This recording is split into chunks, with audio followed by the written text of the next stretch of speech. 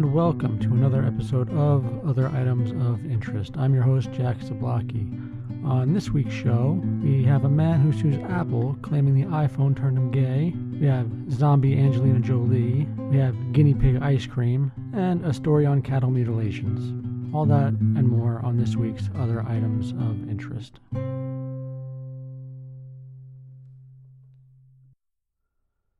Hello and welcome to another episode of Other Items of Interest. I'm your host, Jack Zablocki. Well, just as I was about to begin recording today, the power went out. At first I thought the bulb in the lamp above my head burned out.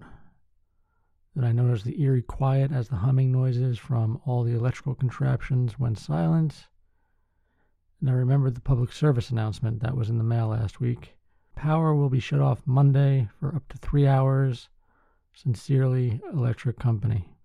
So I'm recording as much of this as I can without power. I'm just on my battery. It's not going to last very long. Along with that, there's some kind of street work going on outside, creating a lot of noise.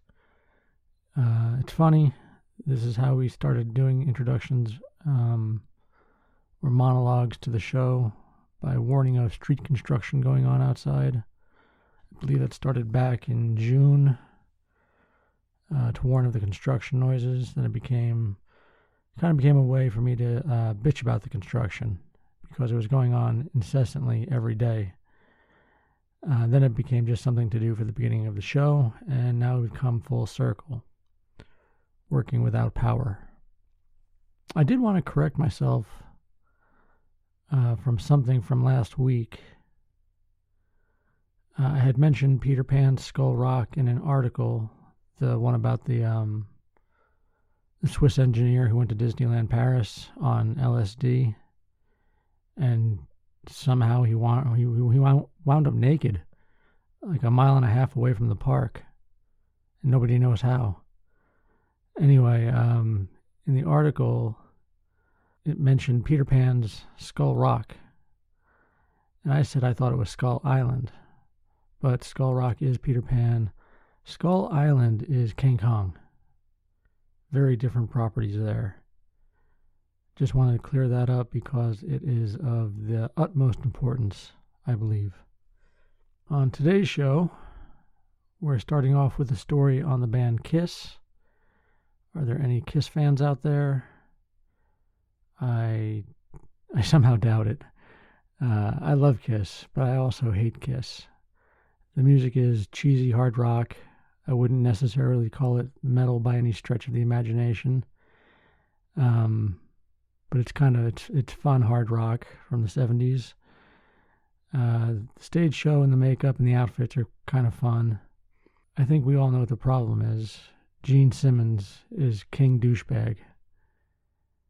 There are few other people I consider as repulsive as Gene Simmons.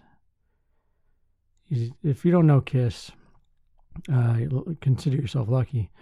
But if you don't know Kiss and Gene Simmons is the one with the really long tongue, plays bass for the band.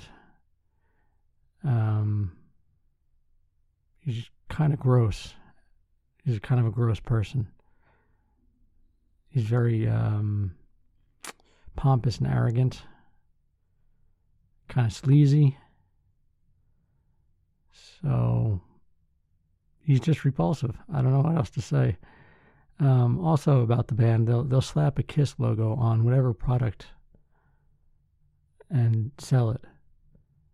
There was even a Kiss coffin that you could use before you died as a beer cooler. So you buy the Kiss coffin, you bring it home, I guess, and you fill it with ice and beer. Keep your beer cold. This is what Gene Simmons said. I believe it was on the Howard Stern show. I think I remember hearing it on there. I don't know. It's sleazy. He's a sleazebag. What else did they sell? They sold air guitar strings. Think about that for a second. Air guitar strings. It was just an empty guitar string package with the Kiss logo on the packaging. They're just slimy. Anyway, we'll be starting with Kiss. There's a story on so-called zombie Angelina Jolie. I've forgotten about this woman who got a lot of plastic surgery to look like Angelina Jolie from a couple of years ago. Now she's back in the news. I also have a story on guinea pig ice cream and a few mysterious stories on the agenda for this week. So, without further ado, shall we get started? I think we shall.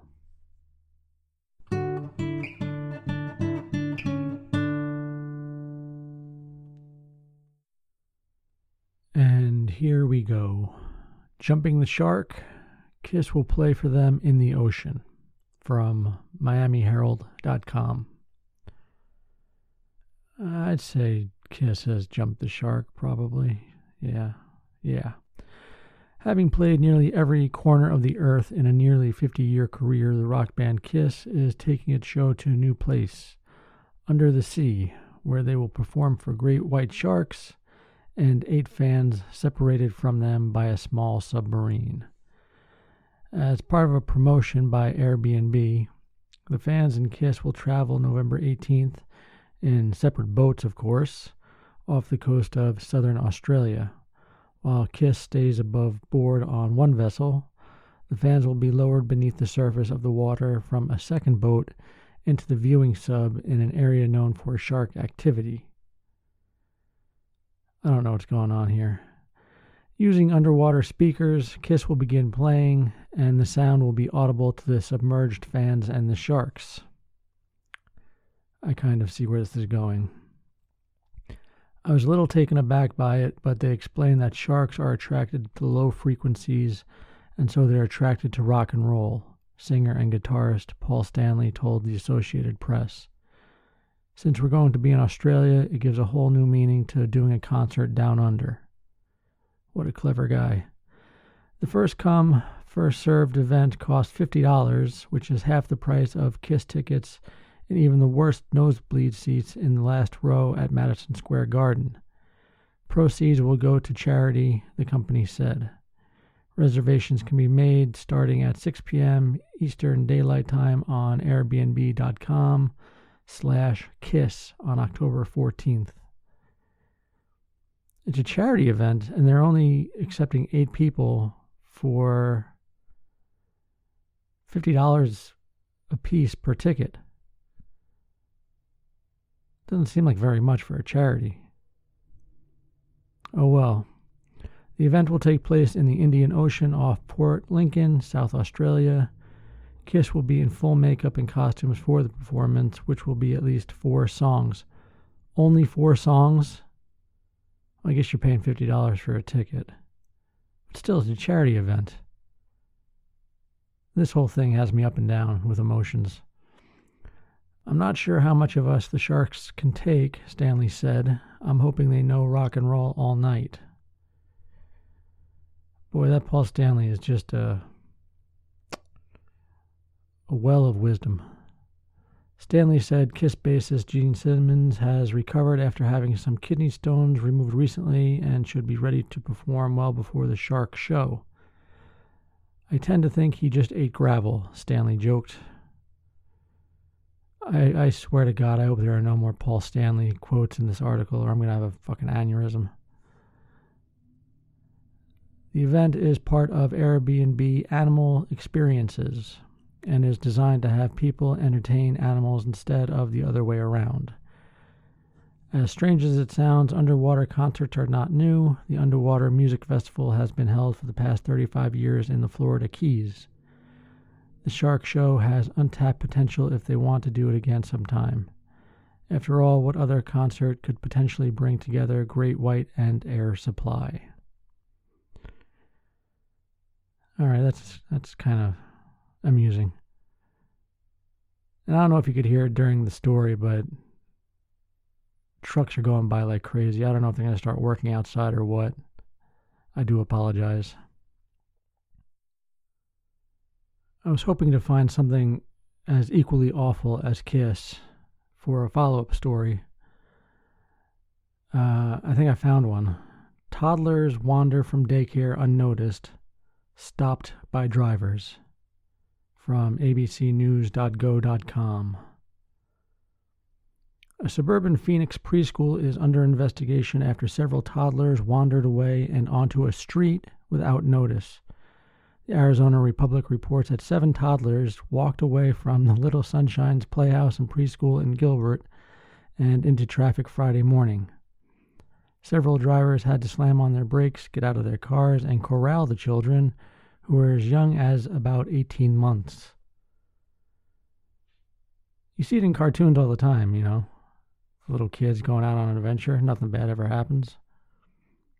A teacher at the school told a woman who found the toddlers that nobody had noticed they were gone. They apparently left through a gate that malfunctioned. Gilbert police are investigating the incident. You really have one job to do, and that is watch the kids. What else were they doing? Just watch the kids. Maybe tie that malfunctioning gate closed. Maybe that's something you could do. The school said it contacted the parents of the children involved.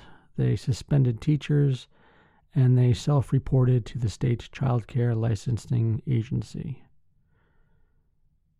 So they took responsibility, but this sounds like something that should have never happened in the first place. That would have been a mess. If those drivers didn't stop or see those kids in the road, this would have been a much different story.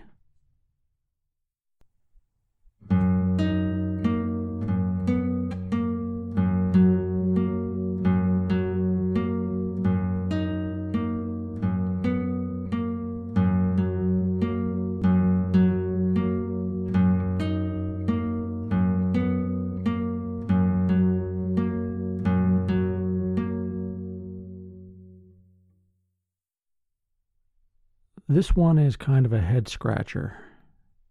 From bbc.com, headline reads, "Man sues Apple claiming iPhone turned him gay." I don't have an iPhone myself. I've never heard of this happening before. So, who's to say? A Russian man has launched a lawsuit against Apple claiming an iPhone app turned him gay. He says this comes after an incident involving Gaycoin, cryptocurrency. Saying he suffered moral harm, he is asking for 1 million rubles, about 12,000 pounds, according to a copy of the complaint seen by the news agency AFP. Homosexuality was decriminalized in Russia in 1993, but anti-gay prejudice is still widespread. In 2013, Russia passed legislation banning the spreading of what it described as gay propaganda. This officially bans the promotion of non-traditional lifestyles to minors, but in effect outlaws LGBT activism. A number of campaigners, have been attacked and killed in the past year. So what happened? In a suit filed on September 20th, it is claimed a cryptocurrency called Gaycoin was delivered via a smartphone app rather than the Bitcoin he had ordered. Cryptocurrency is basically virtual money, like an online version of cash, and Bitcoin and Gaycoin are some of those currencies. Never heard of Gaycoin. I don't really follow cryptocurrency, but I guess there are a multitude of them out there. According to the complaint, the Gaycoin cryptocurrency arrived with a note saying, "Don't judge until you try." I thought, in truth, how can I judge something without trying? I decided to try same-sex relationships, the complainant wrote. Yeah, why not? Only one way to find out, I guess. He goes on to say, "Now I have a boyfriend and I do not know how to explain this to my parents." Yeah, good luck with that one. He adds that his life has been changed for the worse and he will never become normal again. Apple pushed him towards homosexuality through manipulation, he claims. The changes have caused me moral and mental harm. Sapazat Gozneva says the company has a responsibility for their programs despite the alleged exchange taking place on a third-party app.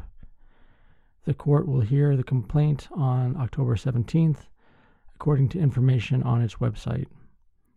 Apple has not yet responded to Newsbeat's request for comment. I don't think a cryptocurrency or an app or an iPhone is going to turn you gay. You're either gay or not to begin with, dude. That's how it works. You probably were gay to begin with. Live with it. I know it's hard in Russia, but I don't know, good luck. The following article has pictures you may want to check out through our show notes at www.otheritemsofinterest.com. They're not pleasant pictures to look at. We'll get into that shortly. I don't like looking at them. From foxnews.com, zombie Angelina Jolie, an Iranian Instagram lookalike, arrested for blasphemy, reports say. An Iranian Instagram star known worldwide for her creepy transformation into a zombie, Angelina Jolie, was arrested for encouraging youth corruption, according to a report on Sunday. Sehar Tabar, 22, was detained on the orders of Tehran's guidance court, which deals with cultural crimes and social and moral corruption, according to agency France Presse. And then we have our first photo. I can tell that it's manipulated with Photoshop, but it doesn't make it any more pleasant. It's disturbing. She faces charges of blasphemy, inciting violence, gaining income through inappropriate means, and encouraging youth to corruption. The young woman shot to fame in 2017 after claiming that she had 50 surgeries to look like her favorite Hollywood star, and posting selfies showing her hollow cheeks, inflated lips, and cartoonish upturned nose. She later revealed the shocking, emaciated look was actually created with the help of makeup and digital editing. Last year, she shared images with her tens of thousands of followers showing what she actually looks like. And now we have a second photo. Christ almighty. The social media celebrity was arrested after members of the public made complaints about her, the Tasnim news agency reported. Her arrest is the latest in a series of crackdowns on mostly female Instagram users in Iran. And it is Fox News. Do not go into the comments. Just don't. But do check out the photos of zombie Angelina Jolie. I'll post one on Twitter. Maybe. They're so disturbing looking. I don't know. Let's move on.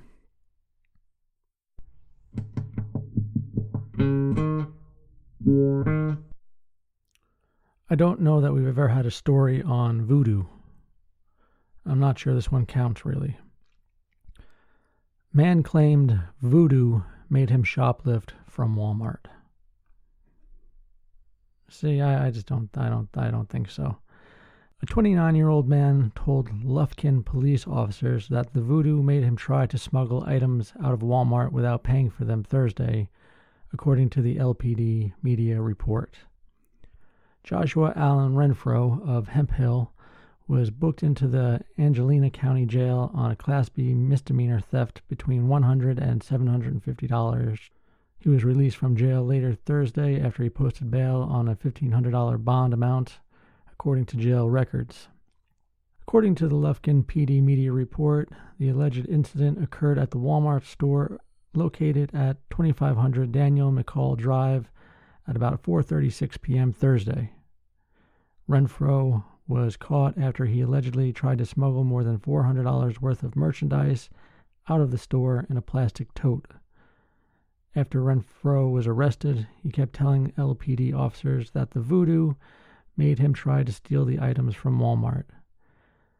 He also told them that the voodoo told him not to brush his teeth that morning. It's a very short article, but it has a great detail in that the voodoo told him not to brush his teeth that morning.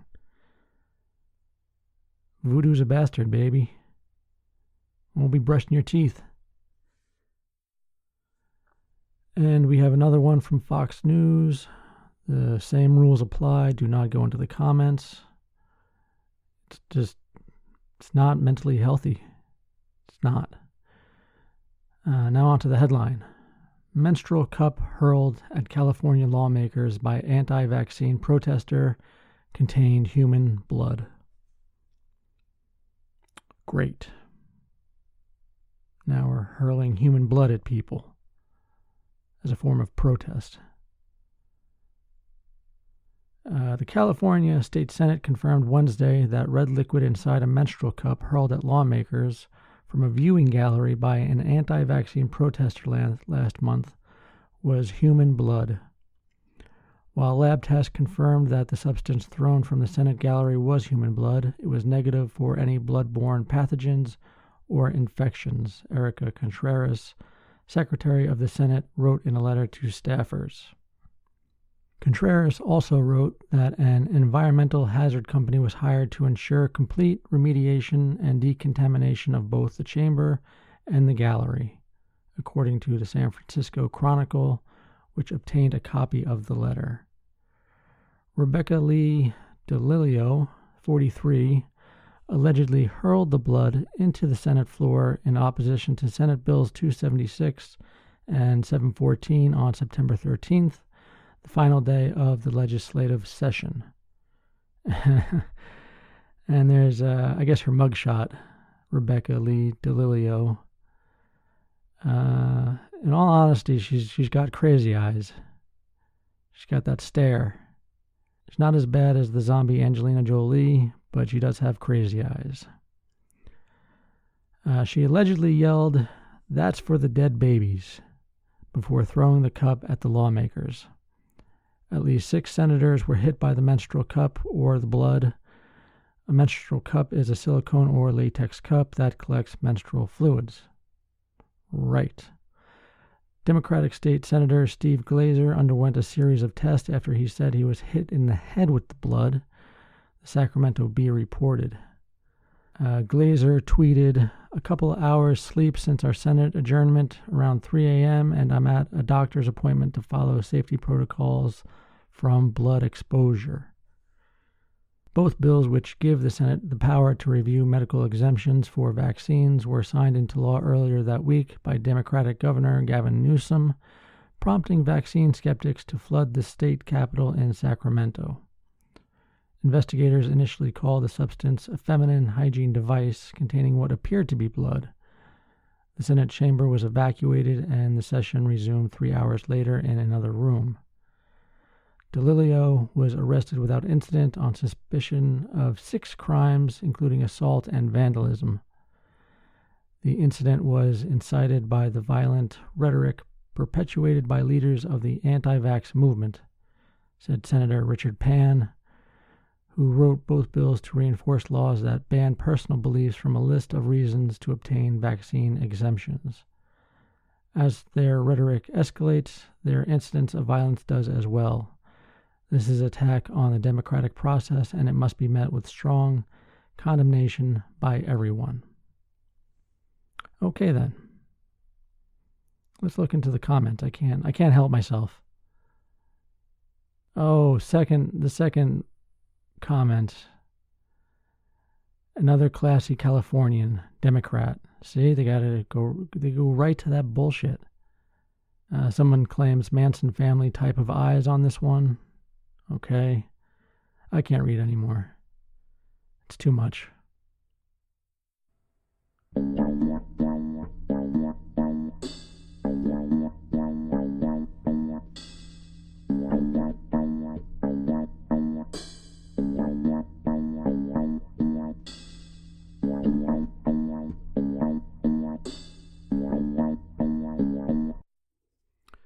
What do you think of the Confederate flag?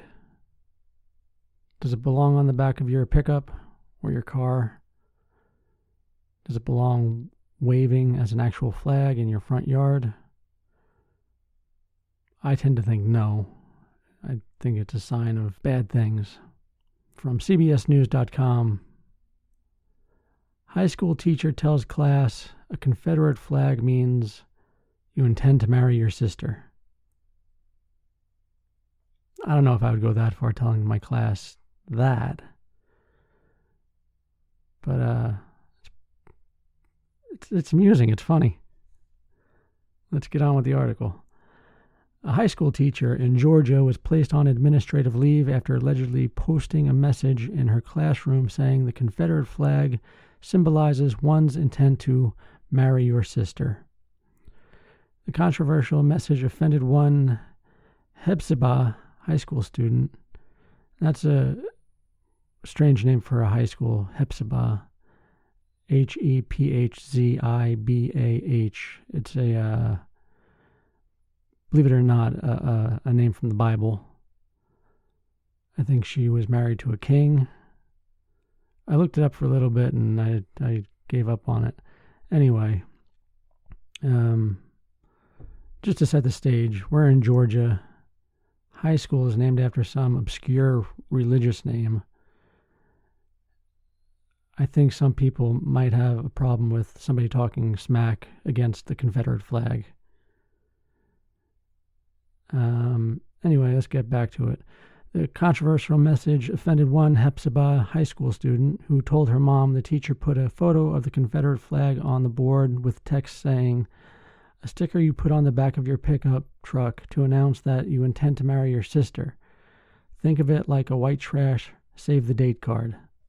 All right, it's funny. But these people are getting offended. I don't know why they're getting, I mean, I do know why they're getting offended. I can only assume why they're getting offended. Let's leave it at that. Melissa Fuller told CBS affiliate WRDW that her daughter found it offensive and asked her mom of what she thought. Fuller decided to post about the incident on Facebook, where fellow parents and members of the community started discussing it. A lot of the discussion is that it's not morally correct. It's unethical, Fuller told the station. It's just something you don't want to discuss today in today's world, and especially inside of a classroom. Well, why not? I think it's a major part of our country's history. That Confederate flag put a lot of people down. Fuller said her daughter once wore a belt to school with a Confederate flag buckle. Wow. The school asked her daughter to take it off, which she did, and she received an in-house suspension. If she can't wear that belt buckle, then why is it appropriate to make an assignment out of it? Fuller said. Oh my God. Fuller's an idiot. I mean, I can't fathom this type of thinking. The mom said her issue was not with the Confederate flag photo, it was with the text. Why was that used? With it being such a rough area, why would you put that out there to a class discussion that could have turned very ugly, Fuller said. Well, I think the point is that those portraying the Confederate flag wherever are kind of backwards thinking. And somebody who's backwards thinking may in fact marry their sister or cousin. I mean, let's be fair. Hephzibah is a small city in the Augusta metropolitan area. An image of the Confederate battle flag was removed from the official Georgia state flag in 2003. The battle flag, adopted by the southern pro-slavery states during the Civil War, remains a controversial flashpoint. Some consider it a part of their heritage, while others decry it as a symbol of slavery, Jim Crow, and modern-day racism. The debate over the public display of Confederate flags and monuments continues in communities across the country. Fuller said she did not share the photo of the teacher's lesson on Facebook to get the teacher in trouble. right, just to get feedback from other parents, WRDW reports. However, when the story went viral, the teacher was put on administrative leave by the Richmond County school system. The Richmond County school system is committed to creating a diverse, equitable learning environment for all students, the district said in a statement reported by WRDW. The language used in the example was unacceptable and has no place in our classrooms. And that's that. And let's switch gears here, something a little bit more lighthearted and funny. From nzherald.co.nz, New Zealand Herald, male cat needs glucose drip after mating with 5 females in one night in pet hotel. A male cat has been left needing a glucose drip after it mated with at least 5 females in one night, where he was let out of his cage by pet hotel staff. Ziopi, a Russian blue, was left at the pet hotel by his owners, Mr. and Mrs. Zhao, in Guangdong Province in South China. Mr. Zhao said he had specifically told the business that Ziopi had not been neutered. I thought they'd be professional, but the staff members didn't feed Ziopi during the day and let him out to roam freely at night, the cat owner posted on social media. That's right, all the cats were free to walk around the shop, and then the employee went home.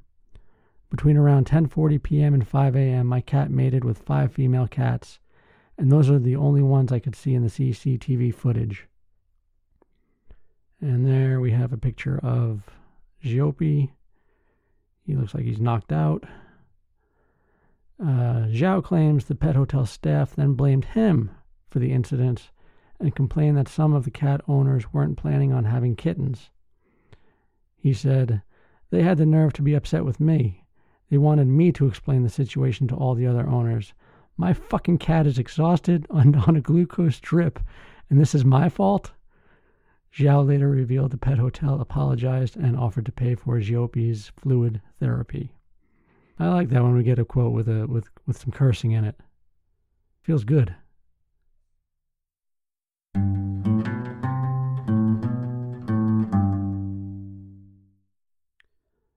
I've never eaten guinea pig before, but I know it's popular in some South American countries. And here we have proof of that.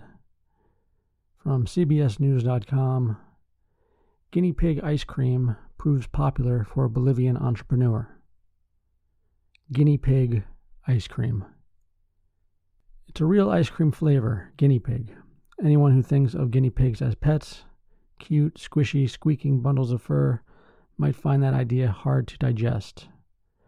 The rodents are a traditional hot dish in some Latin American countries, including Colombia, Peru, and Bolivia. In Ecuador, people typically cook guinea pigs with salt and serve them with potatoes and peanut sauce. But one vendor is taking things to another gastronomic level, serving guinea pigs as a cold dessert. Some people like ice cream made from cuy, as the animal is locally known. I was suspicious, but it was tasty, said Marlene Franco, a 78-year-old retiree who tried a scoop at a stall next to a highway linking the Ecuadorian capital of Quito to the city of Sangolquí. Sangolquí. Whatever. The stall owner is Maria del Carmen Pilapana, whose offbeat offering inspires disbelief and laughter among first-time customers. Pilapana's operation is small. It consists of 2 tables in an open area lined with dentist clinics and other businesses.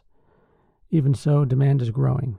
Every week, the entrepreneur prepares 150 servings, $1 for a cone, of guinea pig ice cream. She also makes 40 servings of ice cream flavored with beetles, also traditionally eaten as a salty snack, and a smaller amount of mushroom ice cream. I think I might like that mushroom ice cream. I love mushrooms. What do you care? I'll continue with the story. My family and my husband thought I was crazy.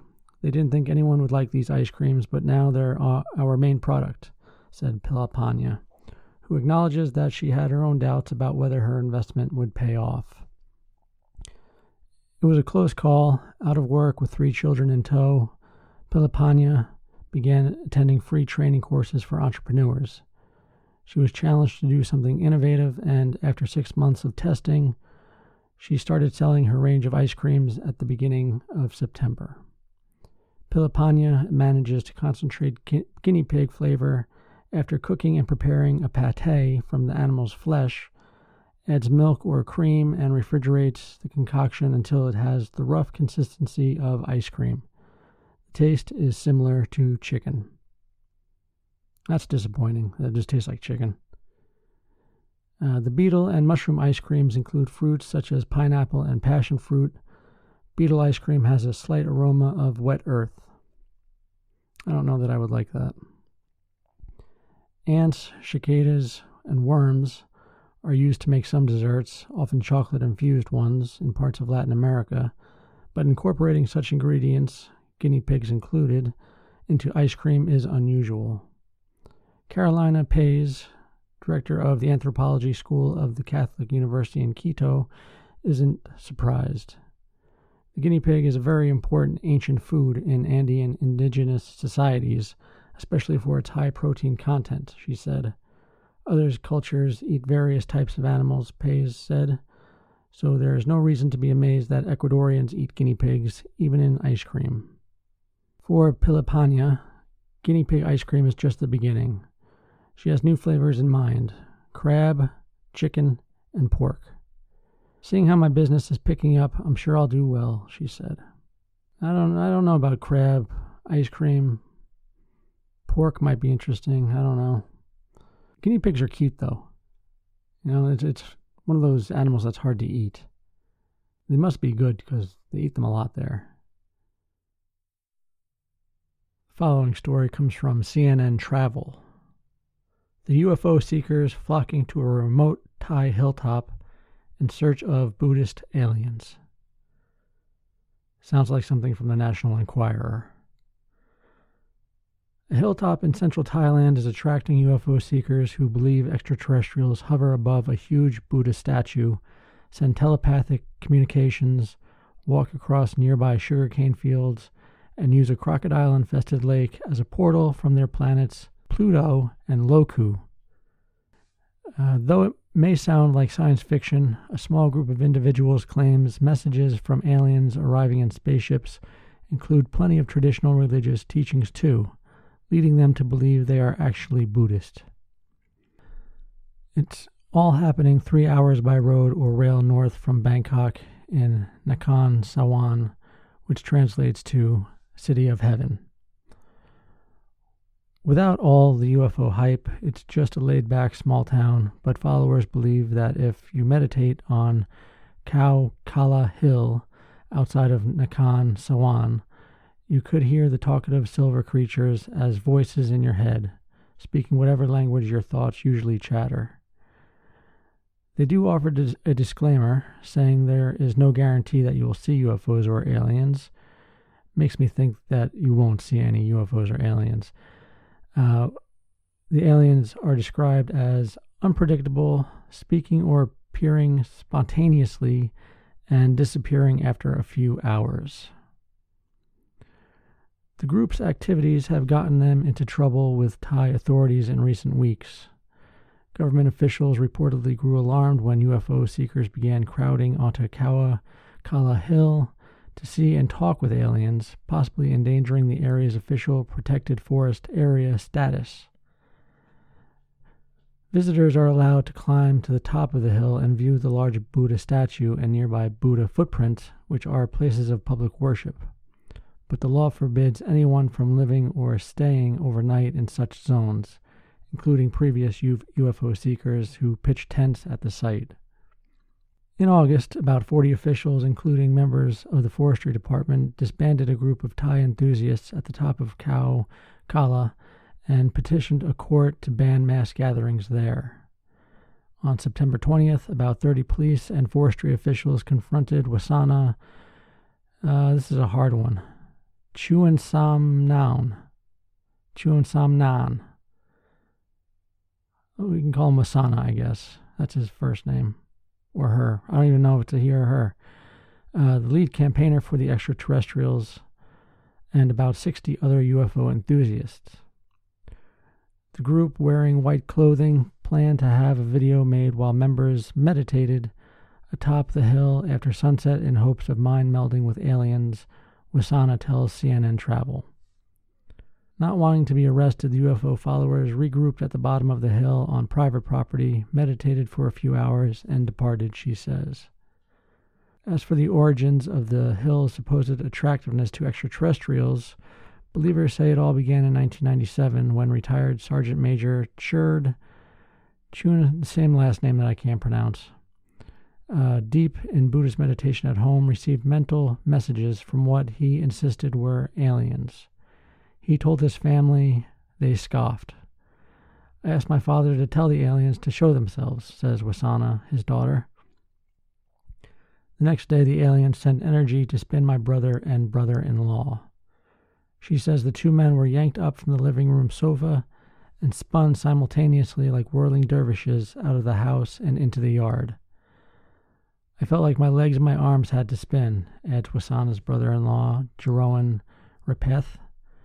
I could not control myself for 4 or 5 minutes. I didn't feel afraid. We both spun outside. Through an upstairs window, Wasana's sister-in-law says she saw a UFO. It was about 10 or 15 meters long at treetop level, adds Wasana. Asked to reenact his spinning, Jeroen twirls slowly around the living room with his arms out, but soon falls down and stays on the floor, looking dazed. I feel dizzy, but when the UFO spun me, I didn't feel dizzy at all. Wasana, who quit her job as a nurse to champion the extraterrestrial, says her father continued to receive telepathic messages over the years. Before my father died in 2000, he taught us how to communicate with the aliens, she adds.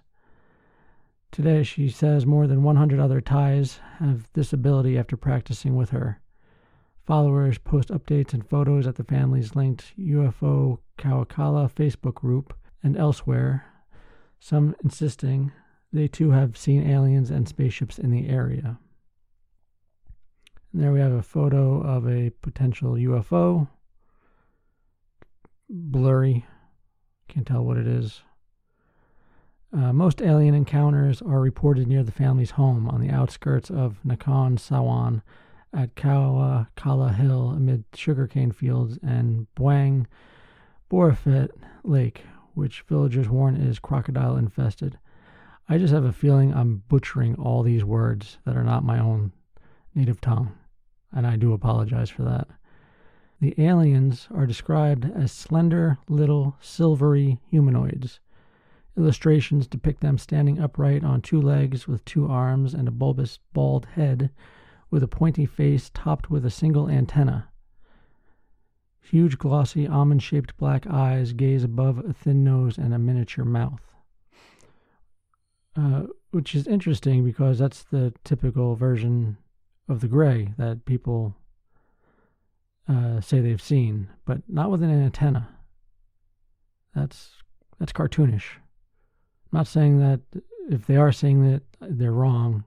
I don't know what they're saying, if anything, but the antenna bit, that's interesting. Believers say silvery spaceships appear festooned with colorful lights or resemble the domed circular retro UFOs seen in low-budget 1950s movies. There are 2 types of aliens, Wasana says. One group is from planet Pluto. The others are from a planet named Loku. Pluto aliens are made of energy, can appear in physical form, and are able to teach humans.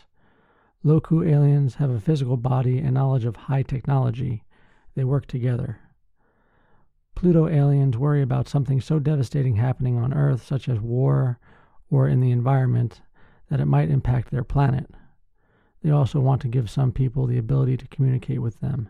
So if humans destroy everything in nuclear war, the aliens will be able to help survivors rebuild human civilization.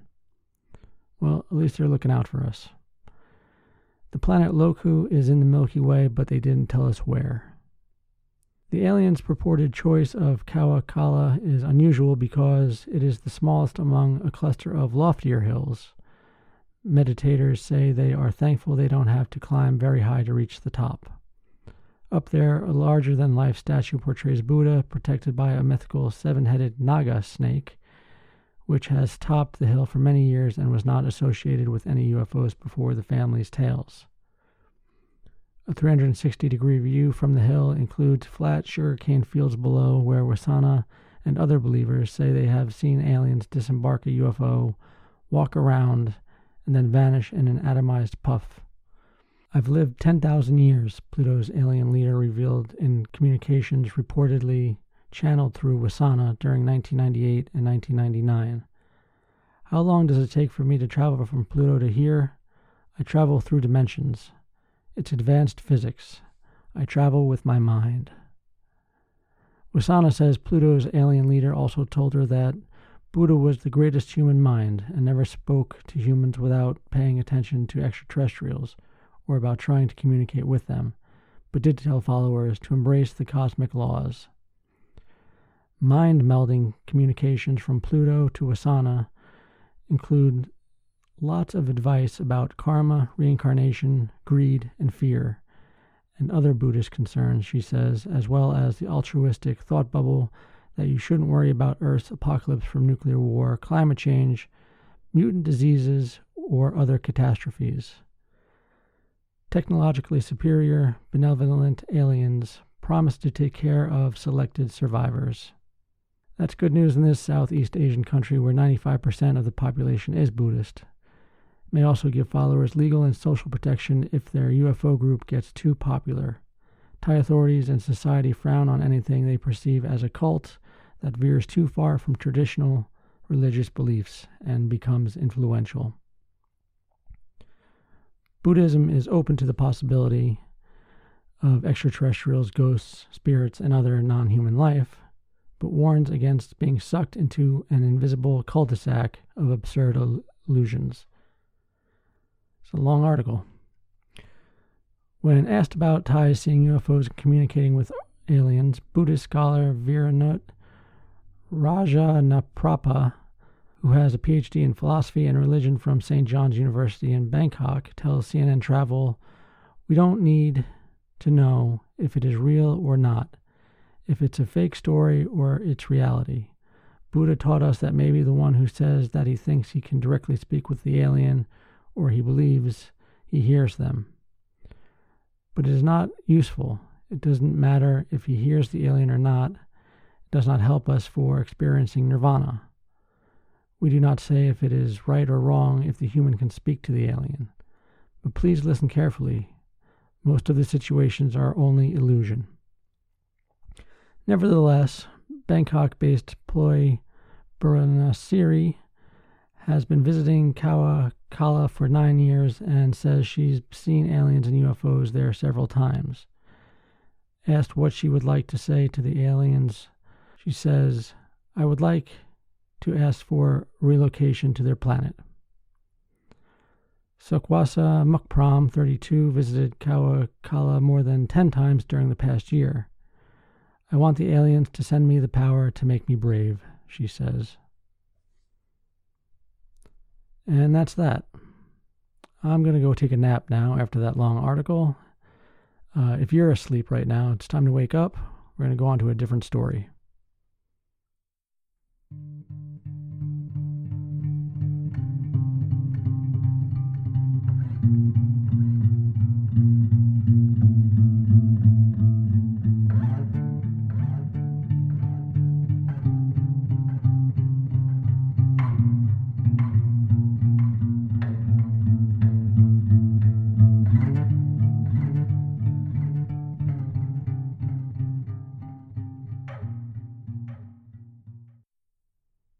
From the ScottishSun.co.uk, Scottish scientists awarded £250,000 funding to breed sheep who fart less. Scientists reckon they can help save the planet by breeding sheep who fart less. The Grass to Gas initiative will see farmers and boffins try to work out how much methane the woolly windbags produce. I think they pronounce it methane over there instead of methane, like we do over here. They will then attempt to create more of the animals who have the least impact on the environment in order to slash greenhouse gases. And this woman's name, I'm not sure how to pronounce it. It's Lambe. That's her last name. I don't know if it's Lamba or just Lamb, but she's a sheep geneticist. Nicola Lamb. I'm going to pronounce it Lamb, just because it's ironical that she's a sheep geneticist with the last name of Lamb. So, sheep geneticist Nicola Lamb of Scotland's Royal College said the project aims to measure feed efficiency and methane emissions from both individual animals and sheep systems. This will provide the industry with the means to breed, feed, and manage sheep with reduced environmental impact as part of genetic improvement initiatives. And there we have a picture of Miss Lamb, a lovely woman. The SRUC-led project will see experts compare sheep housed both indoors and at pasture. Researchers will also look at genetics and breeding methods to find the species that cause the least environmental damage. The 3-year scheme received £250,000 funding. And that's that. Trying to make a less farty sheep. Once again, a simple reminder that you can check out the show notes for today's podcast at www.otheritemsofinterest.com. This next article has some video with it, which is interesting. From abc7.com, paralyzed man walks using brain-controlled robotic suit. Pretty cool, huh? And it's not like Iron Man, so don't get your hopes set up high. It's more like a scaffolding of robotic parts on this guy's body with a big battery pack and computer on his back. But he's walking, which is important. A man paralyzed from the shoulders down is now able to walk using a mind-controlled robotic suit. It may sound like science fiction, but it really happened in France. The man, identified only as Thibault, severed his spinal cord after falling from a balcony. University of Grenoble researchers implanted recording devices in his head that can transmit signals into movements, which are then executed by a robotic exoskeleton. For 2 years, Thibault has been using a video game avatar to help it understand his thoughts. Over the course of the study, he was able to walk the distance of more than 1.5 football fields. Scientists say the technology is an experimental treatment that could help others after it's improved. But really, check out the video. Really, this guy hasn't walked for years, and now he can walk. That's worth watching, I think.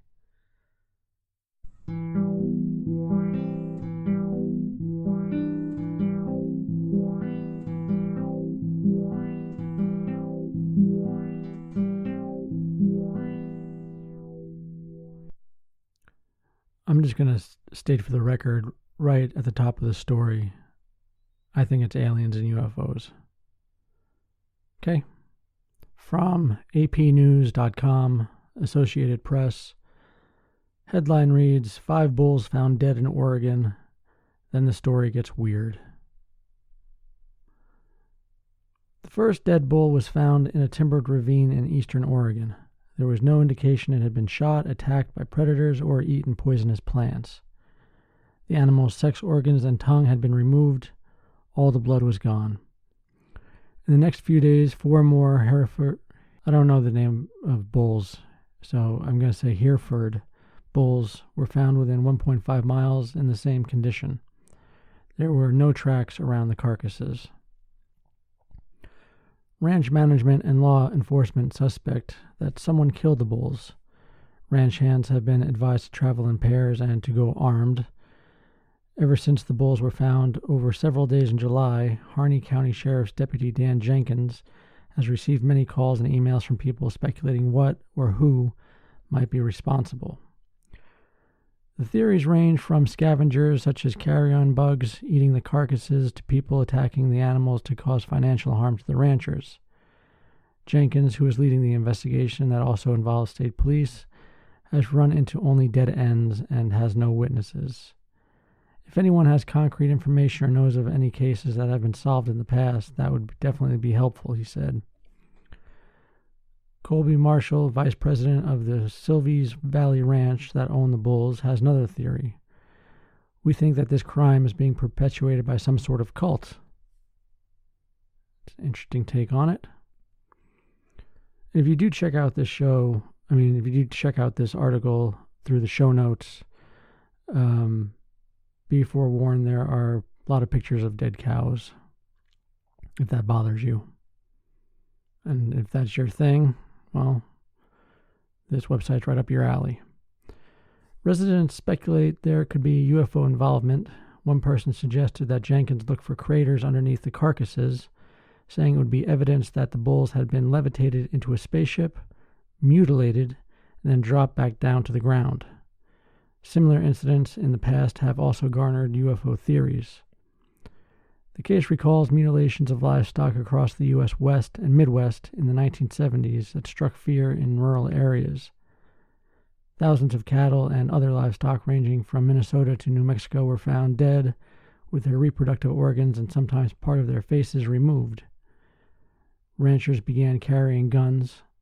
Folks said helicopters had been heard around the kill sites. A federal agency canceled an inventory by helicopter of its lands in Colorado, worried that it would get shot down. A couple of U.S. senators urged the FBI to investigate, according to FBI documents. After saying it lacked jurisdiction, the FBI agreed to investigate cases on tribal lands, but the mutilations stopped. Former FBI agent Kenneth Rommel, who headed the investigation, said there was no indication that anything other than common predators were responsible. Cases have emerged sporadically since then. In the 1980s, a few cows were found dead and mutilated in eastern Oregon. More recently, there have been cases on a ranch near Flagstaff, Arizona. Some of the mutilations can be attributed to natural causes. An animal drops dead, the blood pools at the bottom of the carcass, it bloats, and the skin dries out and splits. The tears often appear surgical. Carrion bugs, birds, and other scavengers go for the soft tissues. Dave Bonnert, director of the Oregon State University's Eastern Oregon Agricultural Research Center in Burns, said he believes people killed the most recent bulls because there is no indication they were felled by predators or had eaten poisonous plants. However, the state of the carcasses could be attributed to nature, said Bonnert, who is not officially investigating the case. If people killed the bulls, a motive could be to financially harm the ranch, he said, noting that breeding bulls cost thousands of dollars each, and the 100-plus calves each of them sire are collectively worth much more.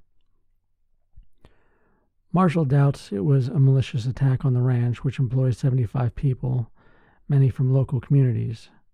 Silvies Valley Ranch covers 140,000 acres of deeded and leased national forest lands around a mile above sea level.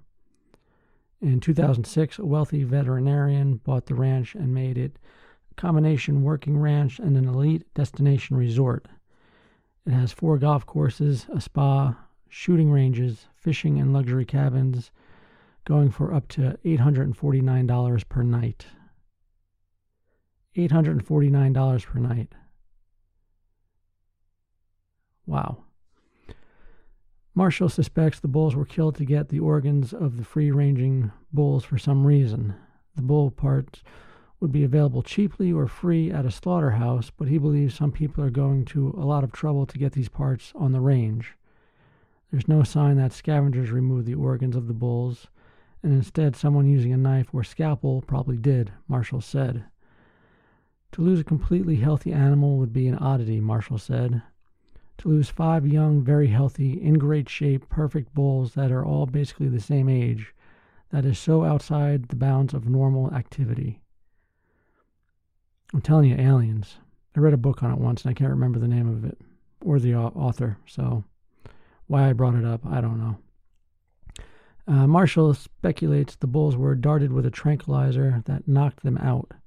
While some people acted as lookouts, others bled the animals out by inserting a large gauge needle into the tongue and into an artery, then removed the organs after the heart stopped beating, he surmised.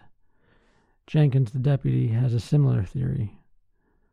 Personally, I would lean more toward the occult, where people, for whatever reason, whether it's a phase of the moon or whatever rituals they're going to do with their beliefs, are coming to different areas and doing that, he said. The Oregon Cattlemen's Association is offering a $1,000 reward for information leading to the conviction of those responsible. The ranch is offering $25,000 reward. Well, a room for $849 per night, I would hope they had a good reward fee. $25,000 would do it. Right. And that's that. Well, I guess that's the end of the show. Thank you for spending your time with us. We do appreciate it. You can check us out online at www.otheritemsofinterest.com. You can email us at otheritemsofinterestpod@gmail.com. We're on Instagram at otheritemspod and on Twitter at otheritems. You can visit us in all those places and more. Well, I guess not more. That's about it. But we'll talk to you next week, I guess. I mean, I'm not going to come over and hang out or anything. I don't know where you live. So, let's call it a day. Cue the music.